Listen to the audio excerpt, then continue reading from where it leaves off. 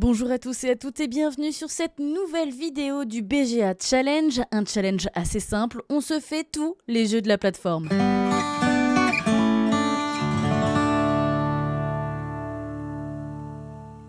Aujourd'hui, on va parler de deux jeux et demi et vous allez comprendre pourquoi le et demi. Le premier s'appelle Tucano, il est sorti chez Helvétique et il est signé Théo Rivière.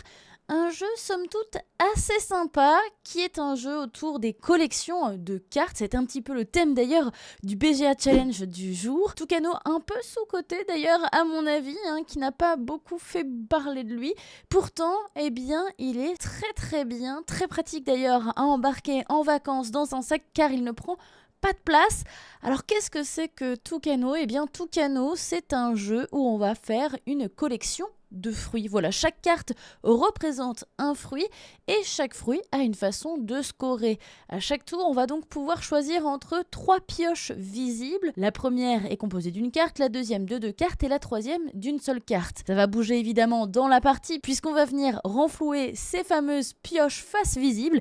En attendant, on commence comme ça et on choisit la pile de notre choix. Quand on choisit, qu'est-ce qu'on fait ? On prend ces cartes-là et on les met face à nous dans notre espace de jeu et on va donc faire comme ça jusqu'à épuisement de la pioche principale qui est face cachée. À la fin de la partie, on comptera les points qu'on a dans notre espace de jeu et c'est la personne qui a le plus de points qui gagne. Mais comment est-ce qu'on compte les points ? Eh bien, on suit tout simplement ce qui est écrit sur les cartes. On a des cartes comme les myrtilles qui font que plus on a de myrtilles, plus on a des cartes. Mais par exemple, pour la tomate, eh bien, la personne qui en a le moins va marquer moins 1 point par carte tomate dans son jeu. Alors que la personne qui en a le plus va remporter 1 point par carte tomate dans ce jeu. C'est pareil pour la banane, c'est la personne qui en a le plus et la personne qui en a le moins qui vont un petit peu se batailler, ainsi que pour l'avocat. Attention, on a par exemple le citron qui lui ne fait que des points négatifs, moins 2 points pour une carte citron et moins 8 points si on a les deux. Donc il va falloir faire très attention si on joue des points négatifs. Mais c'est pas tout puisque dans le jeu, il y a 4 cartes spéciales. Alors il y a 3 cartes différentes toucans qui sont représentées bien sûr en plusieurs exemplaires, mais ça compte comme 3 cartes spéciales. On a le toucan voleur avec le masque de voleur qui va nous permettre d'aller voler une carte chez un adversaire. Le mieux est de prendre une carte qui nous permet de faire un super combo, évidemment. On a la carte cadeau. Alors la carte cadeau, justement, c'est l'inverse. Ça nous permet de donner une de nos cartes à un de nos adversaires. Et là, autant se débarrasser de quelque chose qui nous met une épine dans le pied. On a la troisième carte toucan qui nous permet de retourner notre jeu. Et là, ça nous empêche de nous faire voler. Mais par contre, il va falloir retenir aussi ce qu'on a dans nos cartes cachées. Et la dernière carte spéciale, c'est la carte arc-en-ciel. Cette carte, elle nous permet d'être jouée comme un joker à la fin de la partie. Si on a réussi à la garder jusqu'à la fin, ce n'est qu'au moment de compter les points qu'on va pouvoir choisir où est-ce qu'on va la mettre et comme ça voir où est-ce qu'elle va comboter. Maintenant qu'on a fait le tour un petit peu de qu'est-ce que c'est et de comment on y joue, je vous propose de faire une partie et pour ça direction BGA. Et c'est parti donc pour Tucano. Voilà comment ça se présente. On a donc les 3 fameuses pioches face visibles, la colonne A composée d'une carte ainsi que la colonne C et la colonne du milieu avec les 2 cartes. Là, je vais pouvoir choisir laquelle je veux et du coup, je vais prendre l'entièreté des cartes qui la composent. Je pense que la colonne B, elle est sympa. Donc je vais la prendre. Je prends donc une myrtille. La myrtille, donc c'est exponentiel. Plus j'en ai, plus je vais marquer de points. Il y en a jusqu'à 6 dans le jeu. Si j'arrive à toutes les avoir, eh bien ça va me faire 13 points. Ça, c'est pas des litchis, c'est des ramboutans. Je sais pas trop ce que c'est comme fruit. Mais c'est un petit peu le même principe. Il y en a 5 dans le jeu. Si j'ai les 5, j'ai 15 points. Notre adversaire a pris donc la myrtille et l'avocat, donc c'est sûr qu'on pourra jamais avoir les 6 myrtilles. Et l'avocat, c'est la personne qui en a le plus, marquera 3 points par carte avocat dans son jeu. Alors ici, on a la figue. Alors la figue, elle est un peu dure, parce que la figue, il va falloir miser sur le fait d'en avoir plus de 2 pour pouvoir marquer des points, et c'est un peu chaud quoi.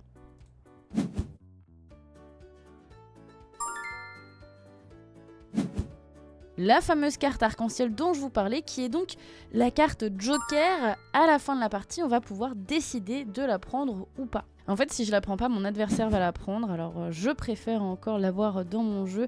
Les noix de coco, c'est pas terrible parce que du coup, j'ai perdu des points sur les noix de coco. Il faut surtout pas que j'arrive à 0, ce serait stupide. Les ananas, c'est pareil, hein. Une, c'est pas grave, mais à partir du moment où on en a 2 ou 3, on commence à perdre des points, et là, c'est mauvais signe, quoi. Ok, là, on a de l'ananas, on a du citron, et on peut voler une carte. En soi, est-ce que ça serait intéressant de voler des trucs pas fou, hein? Pas foufou. Par contre, ça, c'est vraiment très intéressant. Il n'y a qu'une carte, mais elle est très très bien. Notre adversaire, il n'en a pas. Si on arrive à la voir, quand même, il n'y en a que 2 qui sont présentes. Si on en a qu'une, c'est 5 points. Si on en a 2, c'est 15 points quand même. Alors là, hop, il va nous voler notre joker, j'en suis sûre. Ah non, qu'est-ce qu'il nous a volé? Je sais pas ce qu'il nous a pris. Moi, j'ai presque envie de valider ça. Comme ça, notre adversaire ne viendra pas nous les voler. Hop. Faut juste pas que du coup... Un toucan activé, bien j'active ce toucan. Faut pas qu'on oublie qu'on a un ananas et que... Je sais plus. Je sais plus. Est-ce qu'il y a des choses intéressantes à venir voler chez notre adversaire? Ah oui, on avait 2 noix de coco. Et moi, je pense que je vais prendre ça. Et que je vais venir voler, pourquoi pas, une myrtille. Ou non, un avocat. Tiens, un avocat, c'est super bien. Ah, la colonne B, elle me fait bien envie, hein, moi je vous le dis. Mais là, en cadeau, je sais pas quoi lui donner. Hein. Il m'a offert quoi? Une orange? Ah non, le citron. Bah alors, attends. Hop, tiens, tu vas récupérer ton citron. Et nous, on va venir te voler... On va voler quoi? Un avocat encore, tiens.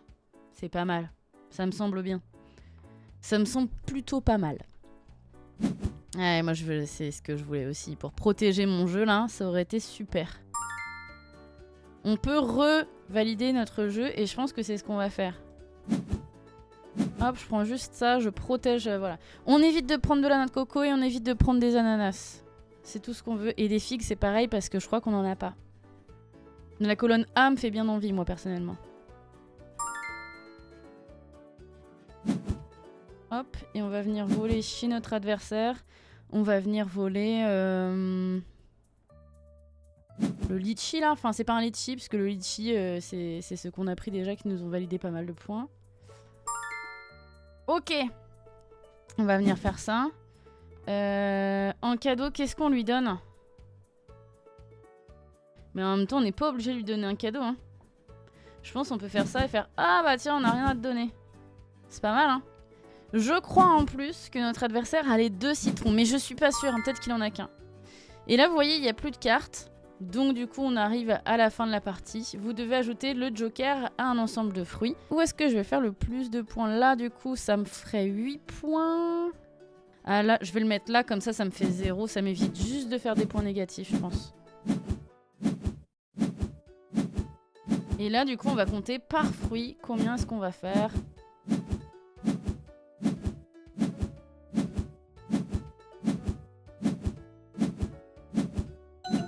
On a perdu.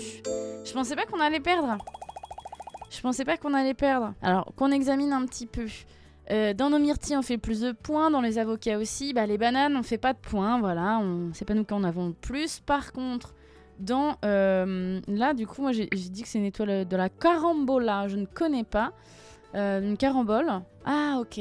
Ok, je vois, en fait. On fait 10 points, ce qui est plutôt pas mal. Les noix de coco, ouais, les noix de coco, c'est pas terrible, hein. On a fait 4, là où notre adversaire en fait 6. Bon, figue 0. Ah, notre adversaire en a fait 9. Bah ouais. Donc les citrons, on n'en avait pas, donc on fait pas de points négatifs. On fait 12 points chez nos litchis. Notre adversaire fait 12 points dans nos oranges. Ah, mais ouais, il fait 20 points avec... c'est quoi, c'est de la mangue? De la papaye, rien à voir. On voit que je mange souvent des fruits exotiques, hein. La papaye, 20 points, ok, on fait 0 points là, moins 2 avec les tomates, ok. En fait, c'est ça. C'est ça qui... Je pense que c'est vraiment le fait qu'il fasse 12, 20 entre les oranges et la papaye, c'est assez gros. Nous, on s'était dit un petit peu, tiens, on va tout miser sur les avocats et sur le litchi. Je crois que dans tous les cas, je gagnais que 3 points avec mon joker. Je pouvais pas faire plus. Et voilà pour Toucano. Vous voyez, hein, vraiment une minuscule boîte de jeu hein, qui ne fait même pas la taille de ma main. C'est dispo sur BGA, c'est dispo aussi en physique. Ça coûte 11 € je dirais à peu près hein, à la louche. Donc n'hésitez pas, c'est pratique pour les vacances. Et puis avant ça, entraînez-vous bien sûr sur BGA. Et on passe à la deuxième partie de cette vidéo qui est bien le jeu et demi, hein, puisqu'on va parler de Sushi Go et de Sushi Go Party. Ces deux jeux identiques mais avec quelques variantes pour le Sushi Go Party qui nous permet d'ailleurs de jouer à plus de joueurs et de joueuses. Dans tous les cas, c'est signé Phil Walker Harding, c'est sorti chez Cocktail Games et c'est un jeu, une fois encore, de collection de cartes. Alors ici, bien sûr, pas de fruits, mais bien des sushis, des makis, bref, on est dans un véritable restaurant où on va venir collectionner du coup les plats qui sont à la carte. Une fois encore, chaque carte va avoir sa propre manière de scorer. Les tempura par exemple, c'est par paire puisque on va pouvoir manger 2 tempura et du coup ça va nous faire 5 points une fois qu'on aura réussi à faire une paire. On a les makis, c'est la personne qui a le plus de makis qui va marquer 6 points. La deuxième personne qui en a le plus va marquer 3 points. Donc on a encore une chance d'avoir des points même si on n'est pas la personne qui en a le plus. Donc on va pouvoir quand même jouer sur ce terrain-là. On a aussi des cartes spéciales comme par exemple le wasabi qui nous permet de faire x3 sur le prochain sushi qu'on va piocher ou encore les baguettes qui nous permettent d'activer le fameux pouvoir Sushi Go. Sushi Go, ça nous permet tout simplement de jouer 2 cartes au lieu d'une. Donc par exemple 2 sushis au lieu d'un. Et ça c'est bien pratique pour pouvoir faire des combos instantanément. Mais alors c'est quoi la différence entre Sushi Go et Sushi Go Party? Eh bien Sushi Go c'est un petit jeu tout simple comme je viens de vous le présenter qui va pouvoir s'embarquer un petit peu partout. Ça va se jouer de 2 à 5 joueurs. Et Sushi Go Party, eh bien, ça va être un peu plus complet. On va pouvoir d'ailleurs jouer jusqu'à 8, hein, on va pouvoir pousser le nombre de joueurs et de joueuses autour de la table. Et là, le jeu n'impose rien dès le début, c'est-à-dire qu'on va avoir le choix dans le menu qu'on va vouloir constituer. On va avoir plus de possibilités, plus de cartes spéciales et on va donc composer ce qui va composer notre jeu. Il y a plus de 14 000 combinaisons possibles et donc 14 000 parties différentes possible. On va donc avoir un plateau au milieu de la table avec tout simplement les cartes qui vont composer le menu et donc le jeu Sushi Go auquel on va jouer. Après, rien de compliqué, on va scorer comme les cartes nous l'indiquent tout simplement. C'est juste qu'on va avoir plus de choses dans les menus. On va avoir par exemple la soupe miso qui n'est pas présente dans le jeu de base Sushi Go. On va aussi avoir la cuillère qui va nous permettre de faire un coup spécial, etc. etc. Mais trêve de blabla, le mieux encore est de faire une partie de Sushi Go et une partie de Sushi Go Party sur BGA car les deux sont présents sur le site. Comme ça, vous verrez la différence. Et c'est parti pour le Sushi Go. On va donc jouer cette partie à 4. Donc vous allez voir, on a vraiment ce principe de draft qui va se mettre en place dans la partie. Et voilà comment ça se présente sur BGA, c'est-à-dire qu'on va avoir les jeux de tout le monde. Et donc du coup le premier paquet de cartes. Moi je pense que je vais commencer par prendre un dessert, ça va s'accumuler à la fin de la partie, ils vont venir dans notre petit frigo comme ça. Et du coup ça va nous permettre de les cumuler pour la fin de la partie. Puisque oui, en gros tout ce qui est sushi, maki, etc. ça va vraiment être scoré à la fin de la manche. Il y en a 3 en tout et pour tout dans la partie. Mais tout ce qui est dessert, donc là par exemple le flan, ça va scorer que à la fin de la partie, donc vraiment à la fin de la manche. On va prendre 2 points bruts, des petits sushis. Là je viens de prendre les baguettes. Les baguettes vont me permettre de pouvoir sélectionner 2 cartes à la prochaine. Donc ici par exemple, hop, je peux choisir ces 2 là. Par contre elles repartent en jeu. Et elles partent chez mon voisin.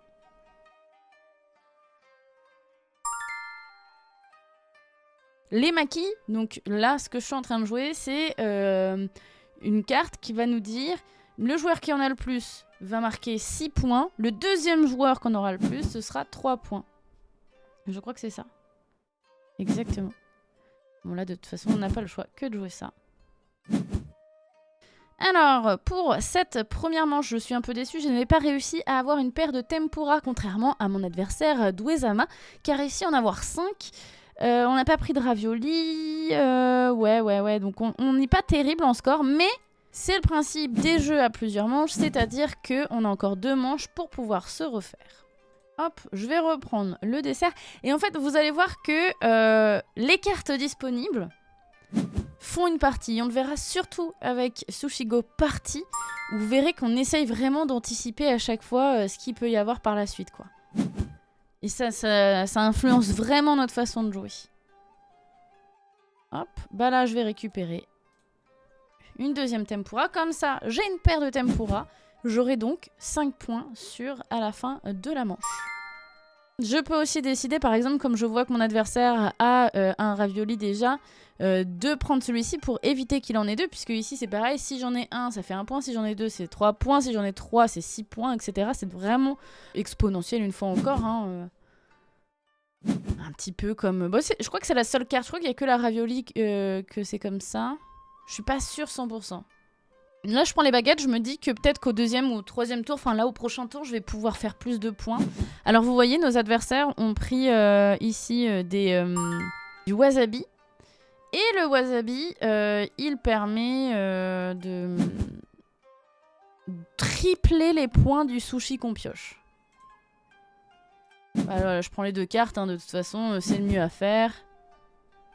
Hop. Oh, une tempura qui va pas scorer, c'est dommage. C'est dommage. Alors, on fait le plus petit score sur cette manche. C'est pas terrible, ça. Hein. On fait 11 points seulement. Et on voit du coup, en haut à droite, que tous les scores des manches se sont additionnés. Et on voit le vrai classement, donc ça va. On reste avant-dernier. C'est pas terrible, mais on est avant-dernier. Après, quand on voit les scores ELO de nos adversaires, bon, c'est presque normal finalement. Allez, je vais essayer. De jouer les sashimi. C'est chaud, hein, les sashimi, il en faut 3 pour pouvoir marquer des points.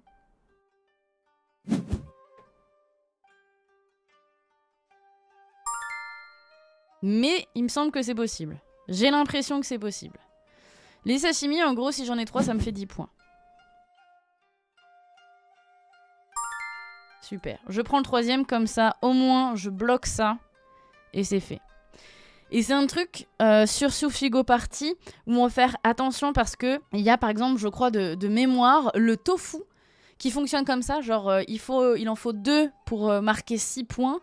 Mais par contre, si t'en as 3, ça passe à 0. Ça valide pas les 2 et plus 1. Non, non, c'est... Si tu dépasses le nombre qu'il faut, eh bien, tu ne gagnes pas de points. Alors que là, je pourrais prendre un 4e sashimi, je marquerais quand même 10 points. Parce que c'est... Il en faut au moins 3, quoi.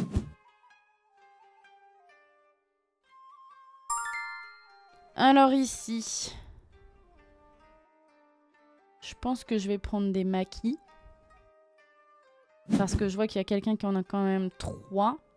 Ok. Ce qui est plutôt pas mal. Ici, on va prendre 2 points. On rappelle, on est sur la dernière manche. On voit le nombre de cartes qu'il reste encore.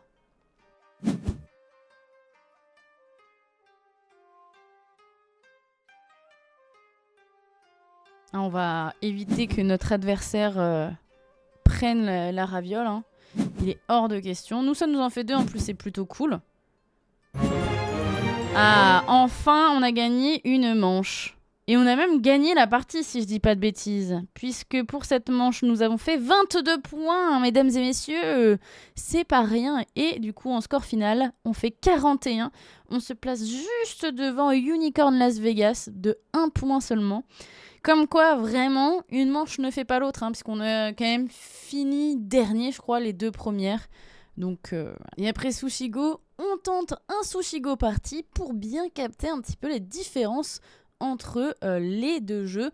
C'est potentiellement les mêmes, c'est la même mécanique, c'est la même façon de jouer, mais on va avoir beaucoup plus de cartes différentes dans Sushi Go Party. On va pouvoir jouer donc à 8. Là, vous voyez, je suis donc la première joueuse. Je vais donc pouvoir choisir le menu. Et donc, avec quelle carte est-ce qu'on va jouer ?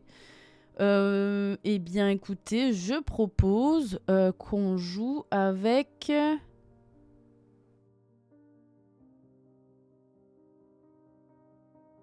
Allez, on va jouer avec le menu découverte, puisqu'on est là pour découvrir aussi, après tout, hein, sur cette vidéo. Donc, ça veut dire qu'on va jouer avec les sushis, les nigiri. Hop. On va jouer avec les temaki, les tempura, les raviolis, le tofu, le wasabi, le menu et avec la glace au thé vert. Alors, il y a des cartes qu'on va retrouver comme les sushis, les tempura et le wasabi et du coup les raviolis. Ça fonctionnait pareil. On avait un flan tout à l'heure. Eh bien, la crème, elle marche de la même manière, sauf que c'est pas la personne qui en aura le plus à la fin de la partie qui va remporter des points, non. Pour cette glace au thé, eh bien, il va falloir en avoir 4 exactement pour pouvoir avoir des points. C'est pareil, on va donc marquer que à la fin de la partie, hein, puisque c'est un dessert. En revanche, le temaki, lui, eh bien, c'est la personne qui en a le plus qui va faire 4 points. La personne qui en a le moins va, elle, faire -4. Donc on a intérêt à en avoir, puisque là, on va pouvoir perdre des points. On voit qu'un de nos adversaires a joué le menu. Le menu, qu'est-ce que c'est? C'est une carte spéciale, un peu comme le wasabi. Le wasabi, je rappelle, je le joue, il va multiplier par 3 le score de mon sushi, de mon nigiri. Donc on voit chaque nigiri et son score ici. Le menu, lui, en carte spéciale, va nous dire si tu prends cette carte-là, tu vas pouvoir piocher 4 cartes dans la pioche et en choisir une. Voilà, et l'ajouter à ton jeu, tout simplement. Et ça, c'est plutôt pas mal, quoi. Il est temps qu'on joue de l'ice cream, hein, puisque tout le monde en a appris sauf nous. On joue qu'à 3 là sur cette partie. Je vais venir prendre un petit flan, tiens. Ok. Eh bien, je vais venir jouer du coup un wasabi. Je tente le tempura, je sais qu'il y en a un autre. Pour l'instant, je n'ai pas, je n'ai pas de temaki. Et c'est possible que je me mange un -4 à la fin de la partie. C'est chaud. C'est carrément chaud.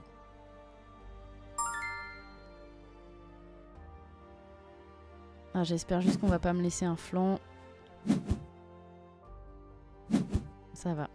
J'ai donc un nigiri. Ici, on fait 19 points. Et donc, on a bien fait -4 hein, quand même, du coup, sur les temaki. Donc, quelques points négatifs. Mais on n'oublie pas, il y a 3 manches comme dans le Sushi Go classique. Et une manche ne fait pas l'autre. Du coup, eh ben, il va falloir qu'on se concentre un peu. Hein. Allez, on recommence et on reprend des tempura. Allez, c'est pas mal les tempura. On voit qu'il y a 2 menus donc dans cette partie. Ça veut dire qu'il y aura possibilité d'aller piocher des cartes pour s'ajouter des cartes dans nos jeux. Ok, on fonce sur les tempura. Ah, quoique. On va venir prendre l'ice cream. On n'oublie pas, il en faut 4 pour marquer 12 points. Les tempura, il y en a, on a vu, il y en a plein même.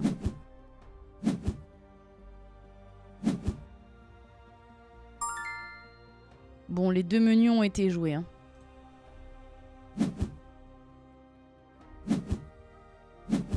Bien joué, hein, d'avoir joué le wasabi avec du coup ce nigiri qui fait 3 points. Ça veut dire qu'il marque 9 points rien qu'avec un sushi là. C'est pas mal, hein. C'est carrément pas mal.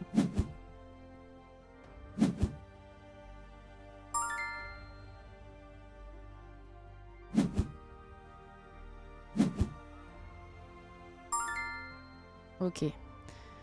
Là, je pense qu'on va commencer à prendre des temaki.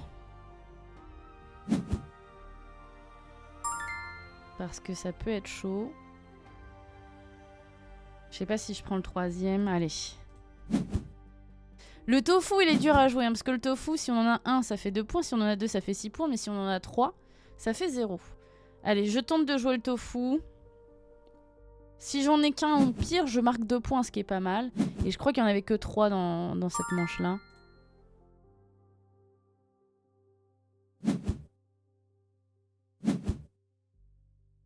Oh non, j'en ai 2. C'est super, ça fait 6 points. Là, on est content. Quand ça se passe comme ça, moi, je suis contente. On ne gagne pas sur cette manche-là. On est à 21 points. Béatrix, du coup, notre adversaire est à 22 et Ryanel à 17. Ça veut dire qu'on se place en 2e position. Néanmoins, je pense que, je regarde, ouais, c'est ça. En additionnant, on est toujours première quand même. Hop.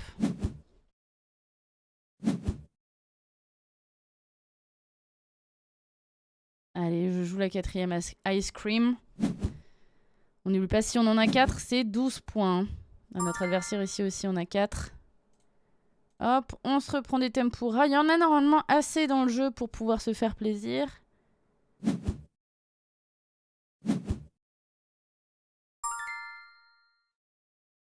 Est-ce que...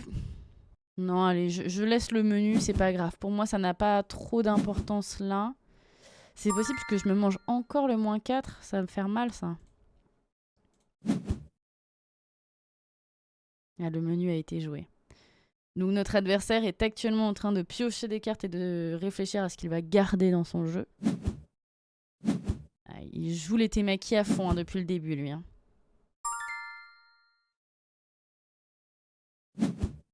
J'essaie de jouer un petit peu les raviolis. On n'oublie pas, les raviolis, c'est de façon exponentielle. Hein. Plus j'en ai, et plus je score. Et si je me tâte, mais je pense que je vais prendre le wasabi au cas où. Si je joue un sushi, au moins, il me fera toujours plus de points que... Ça veut dire par contre que là, à l'instant T, je marque 0 points. Hein, au moment où je pioche cette carte-là. Ah ouais, mais quand même, là, du coup, ça nous permet de faire 6 points avec ce sushi-là. Ce qui est plutôt cool.